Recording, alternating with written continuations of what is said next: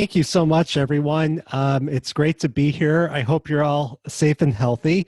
I hope the mention the bench behind Dan is staying healthy as well with his mask on there. It's fun to do this. Obviously, would love to be live and doing something like that, but it's cool that we could all be here together. So, if everyone hopefully has watched the film, Heading Home, The Tale of Team Israel. It's a great film all about a lot of different things. I think one about the baseball team, the Team Israel from the 2017 World Baseball Classic. It's also about, you know, Israel and the love of Israel and Judaism and being connected to our heritage, and showing these how these ball players, whether or not they had strong connections beforehand, and then they really got to understand the meaning of what they were doing. And Dan, I mean, I've read a lot about what you've done and everything, but I think people want to know, what inspired you to make this film? Well, first of all, let me introduce, I brought along a special guest, as you mentioned, Aaron. Behind me is the mensch on the bench, the actual Team Israel mascot. He is not wearing his tallis today. You'll notice he's wearing a special face mask. So his tallis also serves to protect him from coronavirus. Very nice. But this is my first Zoom Q&A with the JCC Chicago Jewish Film Festival. So he wanted to join me. So please, I hope you don't mind the mensch on the bench. It's very nice.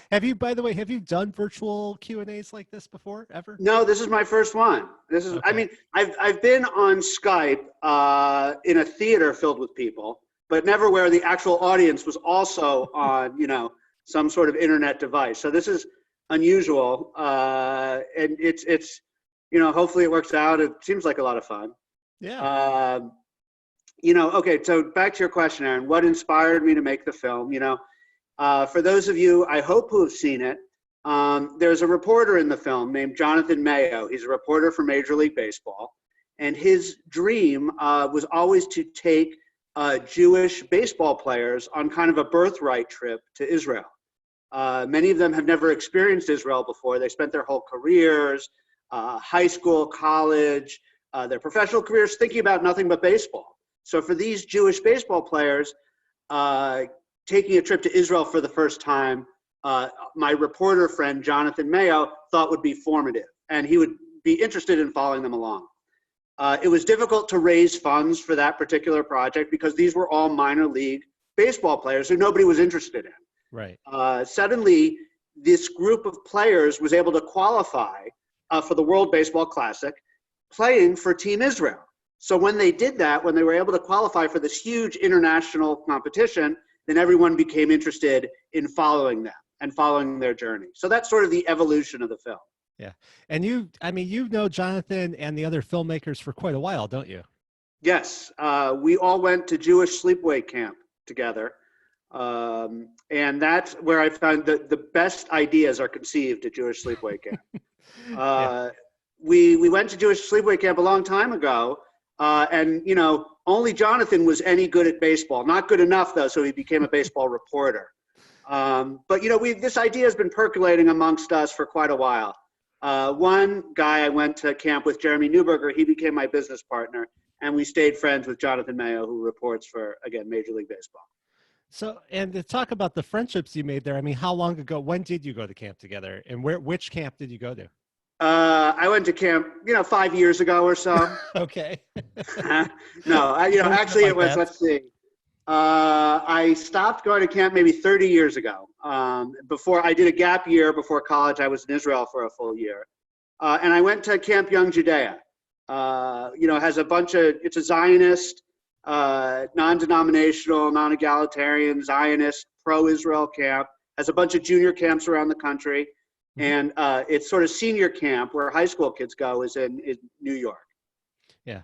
And I think that just shows you like the connection. I mean, we're doing this here, a JCC event, and it just shows you the different types connections that can be made and lasting for many, many years, and even throughout your career. The other people that you produced with too were from camp as well, right?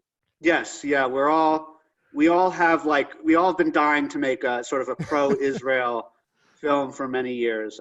This is actually one of my first Jewish films.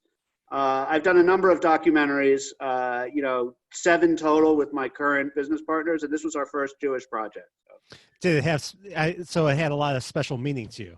Yeah, absolutely. I mean, me and my 2 partners and Jonathan, we all had this sort of formative experience going to Israel as teenagers, right? Yeah. I did it between my sophomore and junior year. I spent a summer there, and then I spent a full year there before I went to college. And that's sort of describes the American Jewish experience to some degree. People going to Israel as they grow up. For these baseball players, they're all late 20s, early 30s. None of them had been there. So to see them experience this as adults was quite emotional and quite, made for a great movie. It really did. I mean, and also when they, it's such a miracle that they even got into it and qualified, based on what everyone was thinking. But then that trip that first takes place in the movie where they get to fly on Sheldon Adelstein's 747 Right. and get this special tour of Israel. I mean, was that just such a seminal moment for so many of them? Yeah, let me just say, flying, and after I flew in Sheldon Adelstein's plane, you can't fly in regular commercial air. I mean, let alone coach, right? Right. Now, even first class is out of the question now.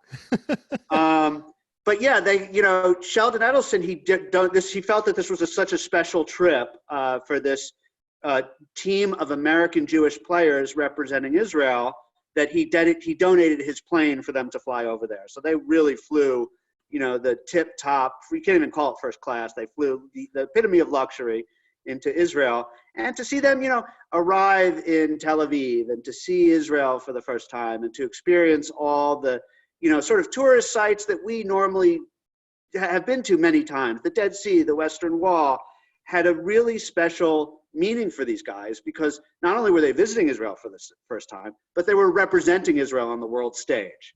And this is also a country that doesn't know anything about baseball. Soccer and basketball are still the main sports in Israel. Right. I mean, they're building the first, later on in the movie, they're building the first baseball stadium Yes. there? Yeah, they're still, it's that stadium, by the way, the first baseball stadium in Israel has been fully funded and at the time was just, the cornerstone was being laid essentially. Yeah. So it's a sport that most Israelis don't really know much about. And so they were kind of approaching mostly Olim, mostly Americans who had moved to Israel. That's the community in Israel that really supports this baseball team. And we've kind of followed them as they gain popularity in Israel. Right. And I mean, also, to take it back, I mean, there was an Israel baseball league that took place several years ago. Did that help spur the, interest and curiosity of Israelis to this too? Barely. Really? The league in Israel that existed before this didn't last for very long. It was just sort of the seedling of an idea that had a little bit of success, but it was mostly in the community of immigrants. Yeah. So this really made it popular countrywide and also throughout the diaspora, that Israel could play baseball, that Israel could have a team in this international competition. Israel doesn't have really many team entries into team competitions around the world. In fact, Israel qualified as a result of their success at the World Baseball Classic. Israel qualified in baseball for the 2020, now 2021 Olympics. Really? And they were only one of 6 teams to do so. So the World Baseball Classic was a huge stepping stone to that. Yeah, I mean, how did you see people in Korea and Japan view Israelis after seeing this team do so well? Being in Korea and Japan was, first of all, in Korea and Japan, they love mascots. They love any kind of iconography that represents a team, especially something like this, right. The bench with these huge eyes, and it's just so kind of goofy. They really took to this thing, and they talk about this thing. I mean, I know it was on TV shows. It was but who had the idea to bring this mensch on the bench with you on the trip? Right. Well, Cody Decker, he saw it on TV, and you know, it was that show. I'm completely blanking on the name of that show. Aaron, help me out. I know. I'm blanking too. If anyone remembers, put it in the chat. We're Right. both blanking. The show where they pitch a business idea, and does anybody remember what's it called? It's on ABC. Oh God, I can't believe I'm forgetting right Shark now. Tank. Thank you, very Shark much. Tank. Thank you. Thank you. Right at the moment when someone asks about Shark Tank is when you forget it. Anyway. Right. So anyway, Mensch on a Bench was an idea on Shark Tank. It was like someone pitched it, a guy named Neil Hoffman, as the Jewish equivalent of the elf on a shelf. Everybody knows elf on a shelf. At Christmas time, it's this little doll that sits above your fireplace or whatever. And it's just another, you know, sort of gimmick. Jews kind of needed their own elf on the shelf. The Mensch on the Bench, he pitched it to the crew on Shark Tank. Anyway, so he got the idea from Shark Tank and brought it along as Team Israel's mascot. It brought them luck at the qualifier, the World Baseball Classic qualifier in Brooklyn, where they were first able to enter the competition. So then as a result, he brought it along to Israel. And Neil Hoffman, again, the founder of this Mensch on a Bench company, shipped them a 5-foot-tall Mensch who is behind me with his face mask. And he became the official mascot and, you know, seemed to continually bring the team luck. Eventually he was treated, I'm not sure if you guys have seen the movie Minor League about the Cleveland Indians with Charlie Sheen and Wesley Snipes. Yeah. Anyway, they also had a mascot named Jabu. So they would do sacrifices to Jabu to try to get home runs and to try to do well during games. The same was true of the Mensch on the Bench. They'd bring in gefilte fish. They'd bring him all kinds of other amazing. Like, you know, things that would bring them luck. And they did amazingly well. So there might be something to it. Who knows? Yeah. I mean, it seems like these guys just had so much fun, right? I mean, did they know each other before going into this? No, most of them didn't. But they've, you know, as a result of this experience, they've all bonded. They're all in this group chat now where they keep up, especially as Israel has qualified for the Olympics. These friendships have even more coalesced. They didn't know each other beforehand, though. This experience in Israel really brought them together. Would you say it was like the camp experience for baseball players? Yeah, I would say so. That's a pretty good analogy. You know, a lot of, you know, and just like, I find with these kind of baseball players, there's a lot of kind of gossiping too, you know, about each other. Yeah. You know, it has like, it had that kind of air, sort of mix of a boys club and, you know, just like a birthright trip, all these different kind of elements that, you know, all the excitement that sort of goes into a group of people seeing a country or a new place for the first time and then meeting each other for the first time. It was sort of double the fun. Was it interesting with them bringing, like, I know, like on the first trip to Israel, you know, some players brought their father or their girlfriend or wives or, you know, whoever it may be. Was that interesting, bringing the dynamic of those other people into it as well?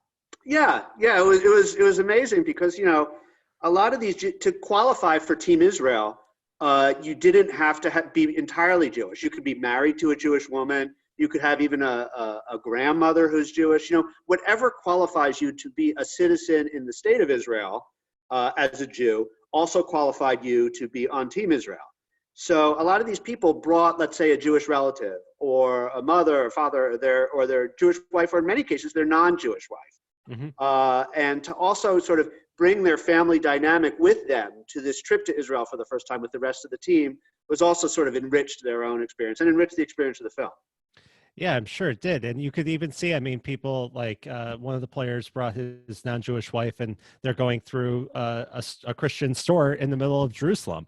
Right. And it just shows the connection that so many people have to Israel. Was there, I saw that in one part, like the Cuban reporter starts to get on the manager's case that, you know, all these players are, you know, Team B for America. I mean, did you get a lot of that kind of pushback? Well, that scene is sort of interesting. It's like my mother happens to be Cuban as well. She's a Cuban Jew, so known as a Jubin amongst. If there's any Cuban Jews on the call, they'll know the phrase Jubin. So that, you know, there was particularly there was a Cuban reporter. Aaron's referring to a Cuban reporter in one scene who questions the validity of Team Israel. They're just a bunch of Americans who are playing for Team Israel. So it's like America's junior varsity team. Israel. It's not really a team that represents Israel. Of course, what this reporter doesn't, there's a kind of something that's bordering slightly on anti-Semitism or anti-Israel. Israel is just a country of immigrants. What is authentic Israeli? What does that mean? And what does it mean to have a team that represents them? Especially when that team just got done beating Cuba's team, right? Then you get particularly even more incensed by who these people are. Especially Team Cuba, who has a lot of pride in their baseball. Absolutely. I mean, baseball has been something in Cuba since the turn of the century. But one thing that's interesting about baseball in Cuba is baseball was brought there by the Americans during the Spanish-American War. So it's like everyone has a legacy that's somehow connected to the U.S. over baseball. I think that Israel is always, since its founding, has been a country of people who mostly are not native to Israel. And that's part of the Israel experience. That's what makes, the ambassador to South Korea for Israel gives a speech to the team before they play their first game in South Korea for the World Baseball Classic. And he's clearly Israeli. He has an Israeli accent, about as Israeli as they come. Every other word is a echomrim, he's searching for the next word to say in English. And he says that no team better represents the Israeli experience like Team Israel, like this group of Americans, because it has this diaspora feel to it. That these guys come and it's so meaningful for them to represent Israel as not living in Israel. And that's part of being Israeli is, my parents are from here, my grandparents are from here. You come from all over and converge in this place to represent Israel. And you, in a sense, are Israeli. That makes you Israeli. Right. It's the Jewish connection. Or not. I mean, so many connections. So I think that we have a lot of questions from the audience. I want to take a few. Hillary, if you want to let us know. Yeah. I am going to get the first question. Let's see where we are. What happened to the players after they played for the Israeli team? Dan?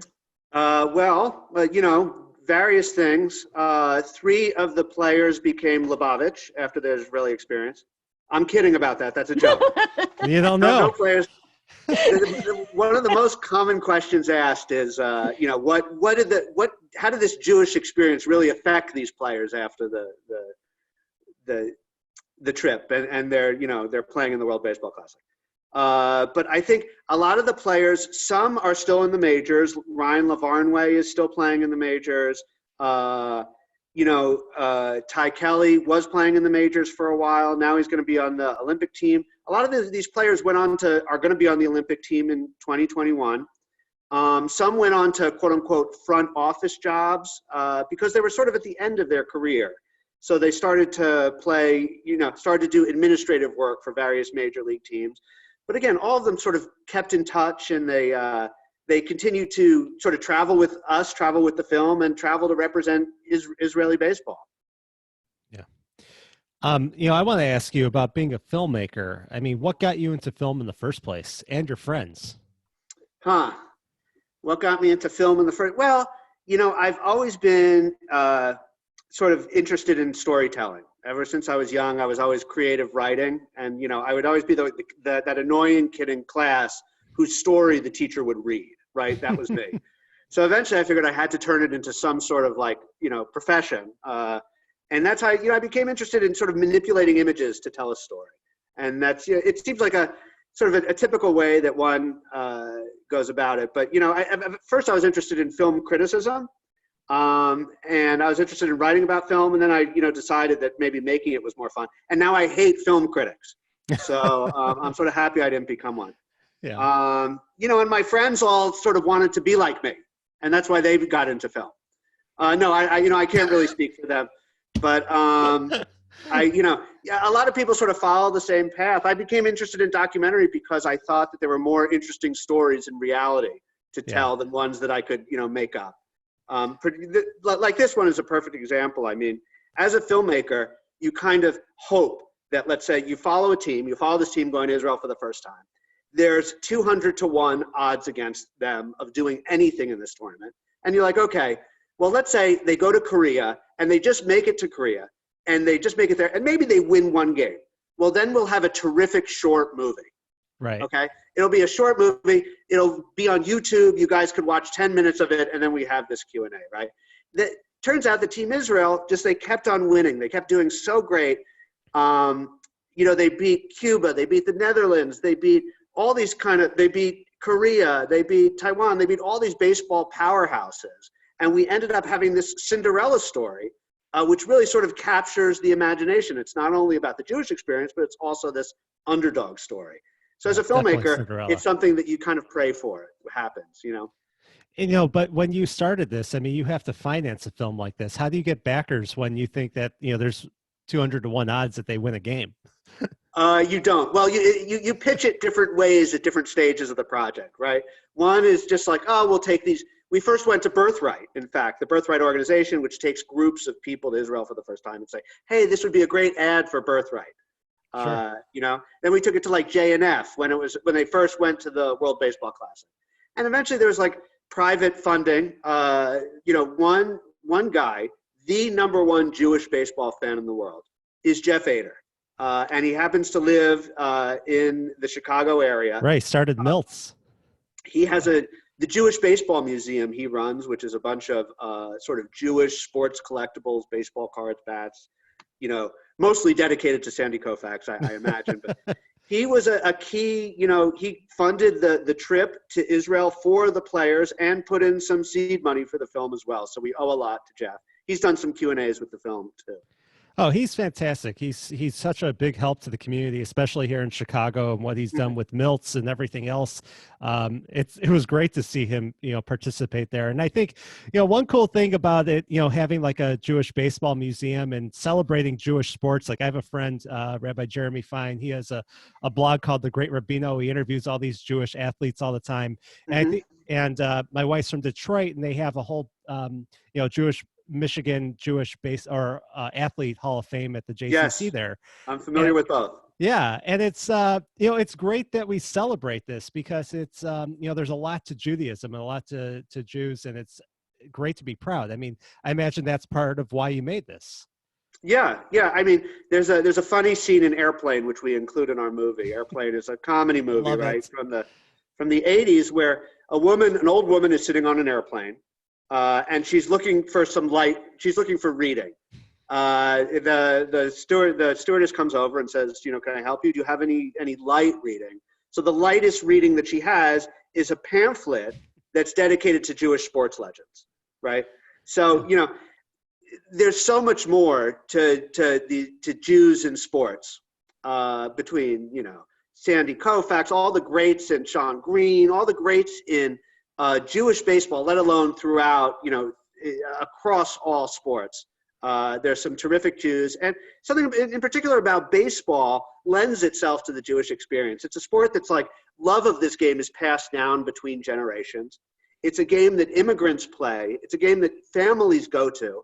There's something that's very connected about Jews and sports. For sure. So there's a lot, as you described, there's like, people find great joy in not only watching these teams and following these teams and following Jewish players, but also collecting this Jewish sports memorabilia.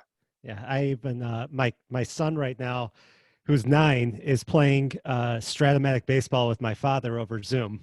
Doing this. So, yeah. Wait, why aren't they on this call though? I know. I was thinking about that. They should have been. Well, it's okay. I need silence. Right. But I'm reading your press kit for the film, and clearly you have a good sense of humor. I mean, look behind you. Have you ever thought about doing comedies in addition to documentaries? Yeah, well, we try to. I'm probably not funny enough to pull off a full comedy, but I think that there's plenty of funny elements. Like, people go to documentaries, they don't expect to laugh. Yeah. And in every film that I've done, these documentaries, we sort of approach things from either the lighter side of something or sort of poke fun at the foibles of people, even our heroes. And I think that's what makes people more engaged with our subjects. I mean, even somebody doing something as earnest as, like, let's say, going around the world and looking at communities hit by climate change, for example. I did a movie called The Anthropologist, which was about that. There's a lot of funny moments in it, and I think it really engages an audience with the subject matter.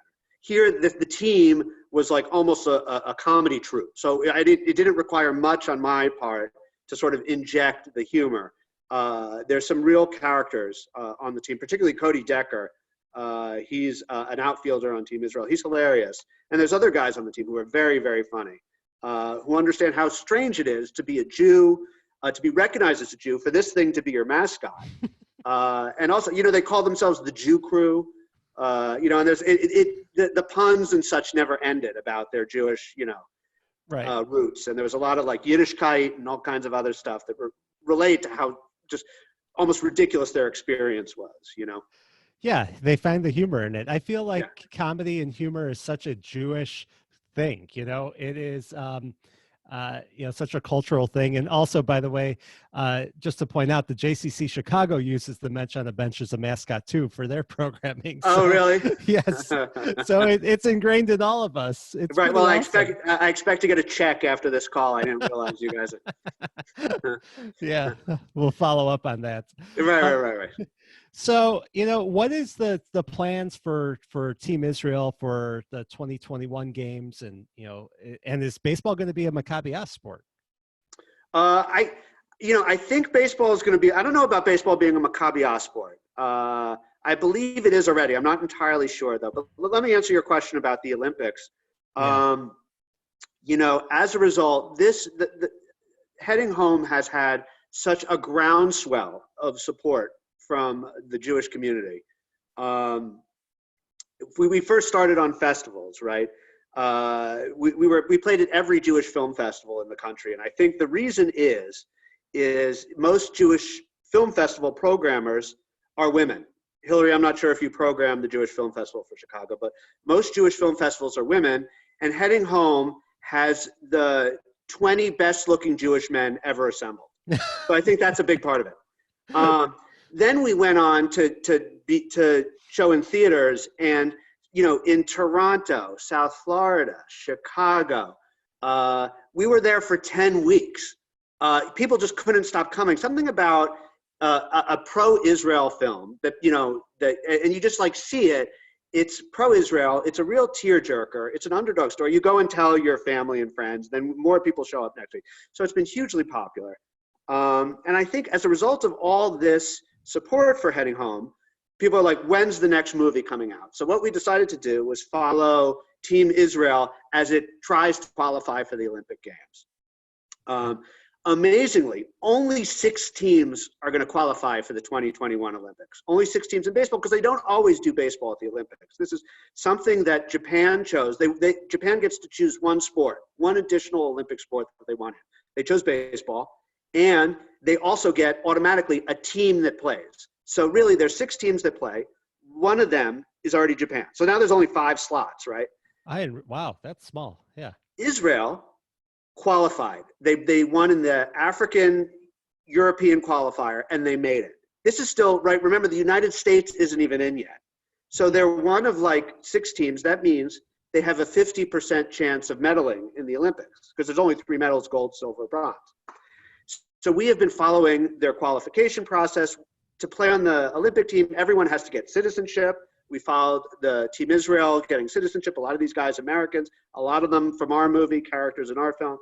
And we were going to follow them to the Olympics until coronavirus hit, right? Until everything was delayed. The good news is that we weren't able to raise all the money for the film. So we have another year to do that. Okay. Right. But, now first with the World Baseball Classic, they were on like kind of an American stage or like a baseball lovers stage. With the Olympics, that's a worldwide stage. And, they'll really gain prominence. We'll see where they go from here. Yeah. I mean, how is coronavirus affecting your work as a filmmaker besides this movie? And how do you see it, the industry adapting? That is a terrific question. It's hard to imagine like going to a theater anytime in the near future, right? It just, even as this passes, let's say there's still a few people who haven't. Who is going to want to go to a theater anytime before, I don't know when, So like, I'm very thankful for all these heading home, you guys were all able to watch it on iTunes, Amazon, Vudu, Hulu, YouTube, all these different digital places where people watch film. And fortunately, there's still a need to communicate. There's still a need for video and for movies, and everybody we've been getting a lot of, we just did, in fact, my company just did the webcast for the conservative movement. The conservative movement did a big webcast on Sunday where David Broza sang. There was a bunch of prayers by different rabbis. We produced that. So there's still like kind of a market for webcasting and video and that kind of thing. But in terms of where my next big feature, where the next Team Israel movie will play, it could just be online, and this could be, but hopefully things will get better. We'll see. We'll see. I mean, and also, I mean, if you're recording content and, going out on set or, in the field, it might have to be just different, less people, right? Right. Yeah. Yeah. Different people, we usually have a pretty small crew, but, what will we be filming even? It's too hard to imagine what's going to happen. Right. Well, I mean, hopefully once things go back to semi-normal, we can start having some sports. What would be interesting, actually, is if the sports are taking place in emptier stadiums, or depending on how countries let people out again, and kind of that could be part of the story in a way. Yeah, no, absolutely. I mean, we were prepared. Originally, the Olympics were being spoken about like it would just be no spectators. It would just be the teams playing. And that sort of added this other element to the storytelling, But then as every day passed, the previous day's thoughts became completely blown up by the new reality we were facing with each day, right? Right. I mean, first with the cancellations, it kind of seemed like, why are they canceling this? There's no confirmed cases in my community. That doesn't make sense. Right. And then, with each day, now it's like, thank God they canceled that screening. Thank God they canceled that film festival. Because you hear about these kind of events, in Connecticut, in Georgia, wherever they are, that where everyone gets it, at a party, at a screening, at something like that. And you're like, oh my God, if that was us, that would have been the worst thing imaginable. Mm-hmm. So, yeah. One thing is, I don't know if you watch WWE wrestling, but my son's into it. Uh-huh. And last night we watched WrestleMania. Right. And they did it in their practice facilities, and they've been doing like all their weekly events in their practice facility. And it's the strangest thing without having fans. Right. And what I find very fascinating is watching all these talk show hosts do their shows from their houses now. Right. So maybe there's an avenue for even like figuring out how to do more production for these shows where it's higher quality. Because some of them, like you have like Conan O'Brien was interviewing somebody, and the guy's in a RV, and there's bad connection, and you can hardly hear him. Right. So maybe there's different things that will come of it that way. But to get back to more of your film. I mean, how do you think that it changed people's perceptions and maybe helped get rid of some anti-Semitism, because people could see that, I think that there's such a perception that in anti-Semitic societies that Jews are monsters or some horrible thing, and we could see we're athletes, we're funny, we're not like it breaks down the stereotypes. Right. Well, it's funny in the world. Let me start with baseball. Most of our guys who were on Team Israel kind of, not actively, but they kind of hid their Judaism, right? They didn't pronounce that they were Jewish. Sometimes at various minor league parks, if they would hear jeers from the crowd, people shouting epithets from the stands, knowing that there was a Jewish player out there. So some of them hid their Judaism, and fellow players didn't either made fun of them or didn't think much of being a Jew who played sports. Jews are often thought of as being in finance or, a lawyer or a doctor or whatever, which now the doctors are heroes, right? That's the next Right. But anyway, so now it's like, now we hear stories from these players, like let's say they're in a locker room right now, a player for Team Israel, they're opening their gym bag, they take out like a wristband that says Team Israel on it. Someone from their team sees it. Someone from their minor league team sees the wristband from Team Israel and says, wait a minute, you were on Team Israel? How do I get to play for that team? My great aunt is Jewish. Shouldn't I be able to play? So, being Jewish has sort of folded into their baseball identity as being something meaningful as a result of the success of Team Israel. They're suddenly able to wear their Judaism with pride, that they were part of this global phenomenon known as Team Israel. And even in the Olympics, it's going to be huge. Jews are going to be suddenly like the baseball players. Yeah. In terms of, it's kind of funny in terms of like general audiences. It's like, you remember the movie, it's like Cool Runnings. Remember that movie? It was about the Jamaican bobsled team. Yes. Right? And it's not so much that Jews per se are like, they're not athletes or they're not, but the idea that you could get out of your comfort zone, that don't perceive everyone as in the box that you imagine them in, and that they're capable of all kinds of greatness outside even what you imagine. And that's really what Team Israel sort of kind of conveys to the audience. In addition to, I think someone who has a stereotype that a Jew is weak and only interested in finance, we're not going to convince that person anyway.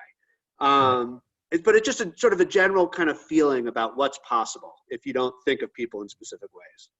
Right. I think sports is the ultimate barrier break, demolition tool. Yes. And you look at like Jackie Robinson and, just even like in Israel, winning medals in the Olympics, maybe for fencing or jiu-jitsu or other, sports or entertainment. It's such a great thing, and it doesn't have to be military might. It doesn't have to be, anything like money, or it's the culture. And I think that, that's what's wonderful about it.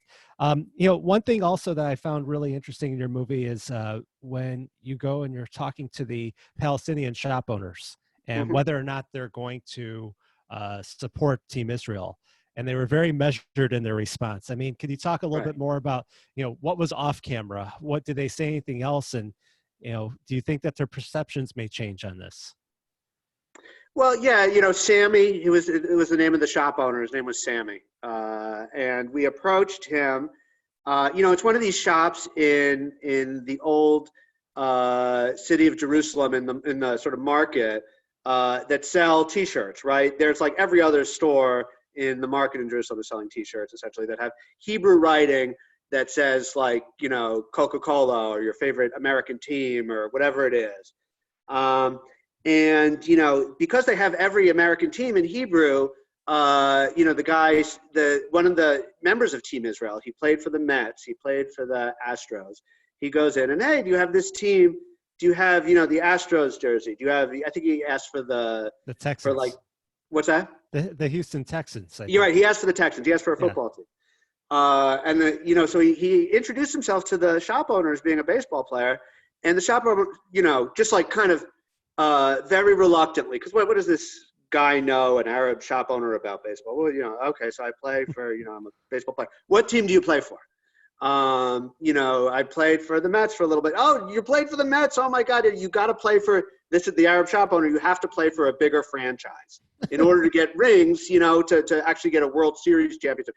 And then he started dropping World Series trivia about how many times the Cardinals were in the World Series, how many times the Yankees were in the World Series. This Palestinian shop owner, turns out, knew more about baseball than this professional baseball player. However, he still wouldn't, when Josh Zaid, the Team Israel player who was there, revealed that he was playing for Team Israel, he sort of withdrew a little bit, the Palestinian shop owner, because he didn't want to be supportive of Team Israel. Yeah. And they got into it a little bit. Josh Zaid sort of understood what his reservations were.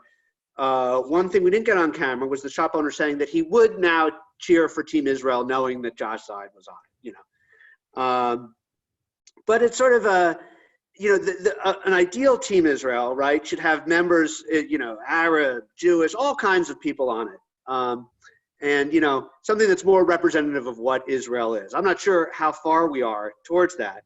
Right. But I think one thing that the Israel Association of Baseball now uses baseball as a tool to have Palestinian kids play with and against Israeli kids. And they use it it's a big youth program there to get everyone involved playing the sport. As you say, sport is the great equalizer. And it's a great way to teach them about playing together and a great way to, to sort of engage them in this team sport.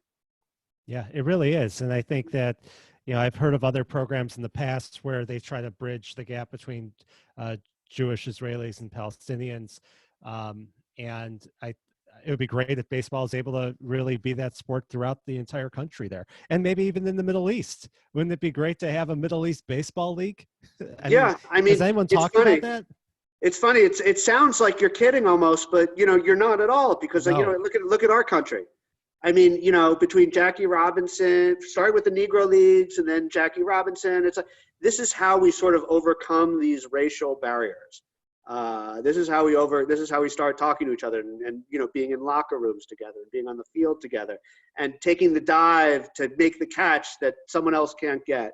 You sort of prove your kind of prowess as being a member of a team, right? Whose sole goal is to play together to win. And that's what, baseball, even if you're not on the same team as somebody else, you sort of appreciate someone beating you, how much more they put into it, right? How much more skilled they are, and that kind of thing, and what it takes to be them versus how you did. So I think sports helps those kinds of, conflict. It sort of smooths out conflict. It can help resolve that kind of ill will. It also makes people judge people based on their, like you're saying, like how well they played, their statistics, how they pitch, how they hit, Right. how you approach them, rather than are you black or white. Right, exactly. Yeah. I wanted to ask to the audience, does anyone have further questions I wanted to get while we're talking here? Okay, that's fine. I mean, by the way, have you been asked to do other virtual Q&As during this time? Yeah, I'm doing one in Savannah, Georgia fairly soon, and then we'll see, what I think with baseball season canceled, or not canceled, postponed, but seeming to be canceled. A lot of people have a hunger for baseball content. With the Olympics being canceled, also this international sports thing is missing. So I thought with the Olympics that heading home, the tale of Team Israel, that was the end of its life, But it seems like with coronavirus, it's going to keep on going for a little bit. And I'm going to keep on doing these Q&As as long as sort of, hopefully I'll find some new getup for the mensch. Eventually these masks will get out of style and we'll be wearing some other kind of device. Yeah. But yeah, we played so well in Chicago. It's great. Chicago, of course, should be our first Q&A. We played terrifically there. Again, we played the Chicago Jewish Film Festival, I think 2 or 3 times in various communities. We played, a theater for 10 weeks there. And the Chicago paper. So it's no wonder. Whether you're a Cubs fan, a White Sox fan, Jews in Chicago love baseball. Sure do. And they love Israel.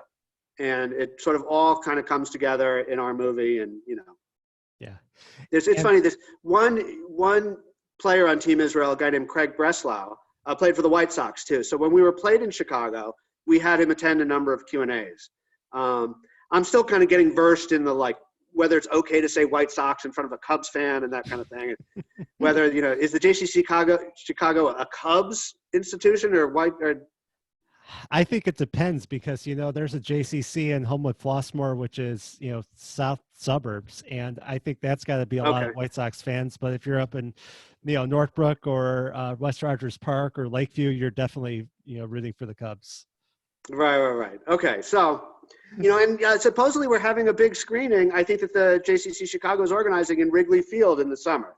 If it still happens, if people are willing to sit, maybe everybody will be sitting like 5 seats apart or something. That's fine. Not confirmed, but something that we're hoping to get to, if not this summer, maybe next summer.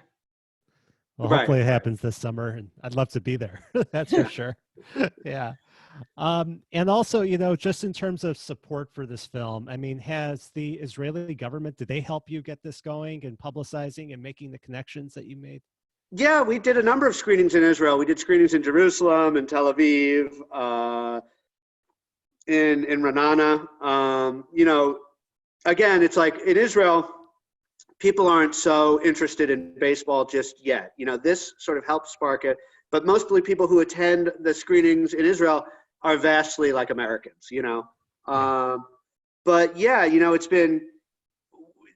it had like all the state screenings in Israel were sold out. And I think it's more about a tool. It's a useful tool in getting people. It's like kind of a travelogue in some respects Yeah. for Israel.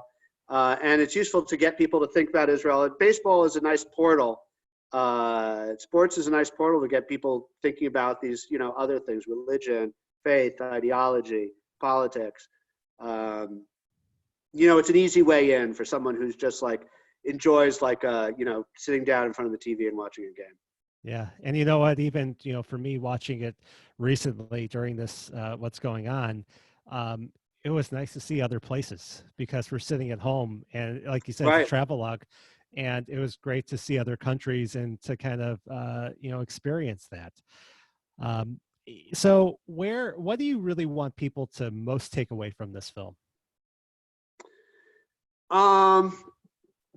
I think, it goes back to what I said before, that, to sort of not only just viewing people outside the way you traditionally view them, but I think more so to view yourself outside the way you even traditionally view yourself, right? So let's say like, okay, Jeremy Bleish, he is a pitcher on Team Israel. He puts it best at the end of the film that maybe a kid who is like thinking about doing something that he would not be able to normally do, whether it's playing a sport, whether it's getting into some program, whether it's running for some office, whether it's overcoming some challenge that he wouldn't normally think that he's capable of doing. He just goes back and thinks, wait a minute, remember when Team Israel, nobody thought they could make that baseball competition, but they were able to do it. And no one thought that they'd have any chance in the world they were 200-1, and they came in as the top 8 in the entire world. Now, maybe what I have to do is like a small task, and maybe I could overcome whatever sort of misgivings I have or whatever shortcomings I think I have, and try to accomplish that task. So it's not just for, okay, yes, people can view other people differently. That'd be great if that happens. You're always sort of seeking that.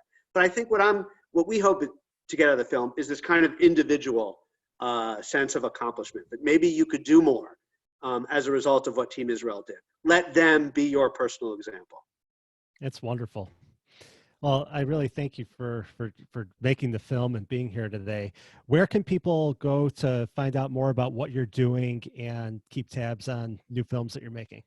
Well, let me just say again, Heading Home is available on iTunes and Amazon Prime, YouTube, every online iTunes, every online outlet you can catch it if you have it. To follow me, the name of my company is called Ironbound Films. We have a website, ironboundfilms.com. And you can see what we're up to. Our next film is actually on a punk band. I've always wanted to do a music film to follow a band. So this next film is on a punk band as they sort of gain popularity and national stardom. This particular punk band is 8 to 12 years old. Wow. So there are a bunch of kids, and it's about, punk is a music genre that most people thought is something of the 80s and 90s, and these kids are intent on reviving it. This, of course, is when people were willing to, again, attend concerts and that kind of thing. So all these movies now seem like they're from like a different generation or something, right? Like I'm putting together like an archival sort of history film. But yeah, that's our next movie. It's very joyous, and it's music and kids. It's a lot of fun. So yeah, but to follow that and to follow my next project, it's ironboundfilms.com. My name is Daniel Miller. I wrote and directed this film, and it was great to be on this Zoom call. I really appreciate Aaron guiding us through. It's my pleasure. And if anyone wants to catch my podcast, Inside the Skev, it's on any podcast app. And I also have a website, skevinson.com, where you can find more information about me. My day job, I'm a realtor, but I've been doing a lot of these interviews and even interviews in regards to how people are adapting to COVID-19. So it's all on that page. But I really appreciate the JCC for putting this on and having us all here together. Right. I guess I'd rather be a filmmaker now than a real estate agent, Aaron. I might have to be shifting. Who knows? At least for the time being. My God, can't really Right, but if show a house, right. we can't go outside. Oh well.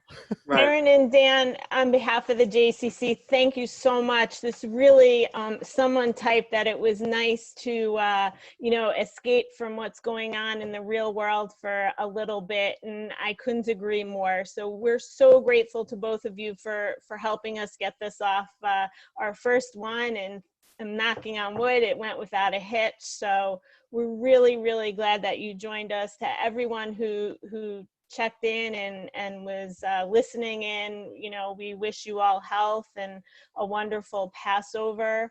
Yes. We're going to take a break during Passover, but our next live Q&A will be on April 22nd.